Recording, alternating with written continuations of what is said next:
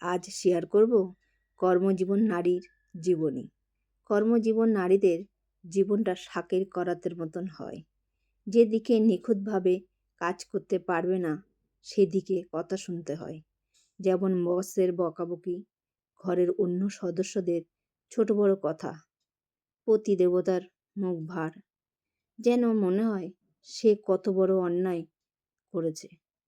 মেয়েদের দুর্গার মতো 10টা হাত থাকলে হবে না, 10টা শরীরও দরকার। 10 জায়গায় একই সাথে কাজ করতে পারবে।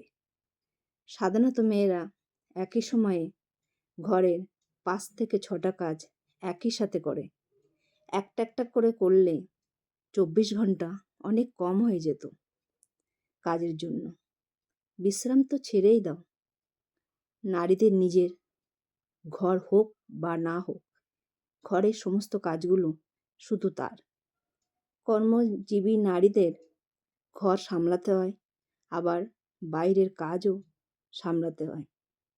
আমরা যখন বাইরে বেড়াতে যাই যে গ্রুপের সঙ্গে, সেখানে অনেক পরিবার থাকে। এক একজন নারী এক এক কর্মে কর্মরত, কিন্তু সম্মানটা পান এক নারী হিসেবে। এক নারী ডাক্তার। মহিলার আপনজন বলে উঠল, তোমার ডাক্তারিটা তোমার চেম্বারে ফলাবে। সে নারী মুখটা তুলে দেখছেন কে কে এই কথাটা শুনতে পেয়েছে। সেখানে একজন পুলিশের পরিবারও ছিল। সে তার বউকে যে ভাষায় মাঝে মাঝে কথা বলছে, আমার দেখে মনে হচ্ছে থানার বন্দি আসামি, বউ না। আবার অনেক পরিবারকে দেখলাম, তারা একে অপরের সম্মান করা, খেয়াল রাখা, কি করলে তার বউটা একটু খুশি হবে, সর্বদা সেই চেষ্টায় মগ্ন। তাদের হয়তো অর্থ বেশি না থাকতে পারে, কিন্তু একজন আর একজনের প্রতি শ্রদ্ধা, সম্মান অনেক বেশি আছে।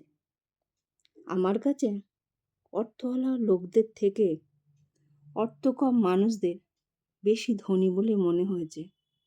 যে সমস্ত পুরুষ তার মুডের উপর ভিত্তি করে বউয়ের সঙ্গে ব্যবহার করে, আমি সেই সমস্ত পুরুষদের পুরুষ বলে মনে করি না।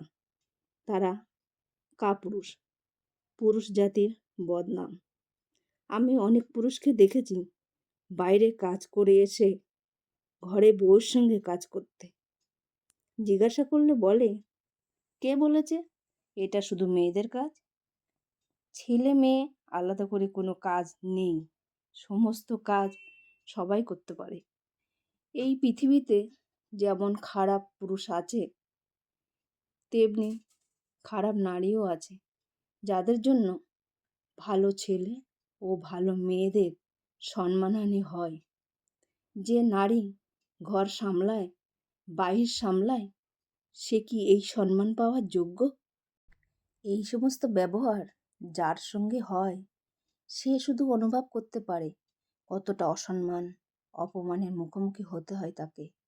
এই ছোট একটা জীবন কাউকে খুশি আনন্দ দিতে না পারেন, দুঃখ দেবেন না।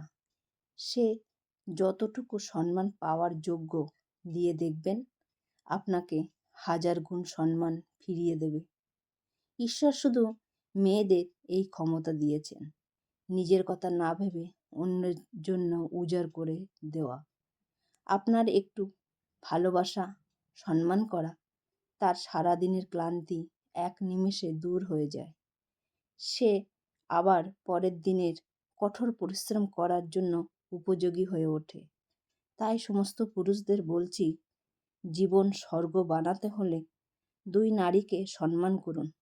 1 মা, 2 আপনার জীবন সঙ্গী। জীবন কত সুন্দর, বৈচিত্র্যময়, আরও কিছুদিন বাঁচার ইচ্ছে জেগে উঠবে। আমার অডিও যদি ভালো লাগে, আমার পাশে থাকবেন। নমস্কার।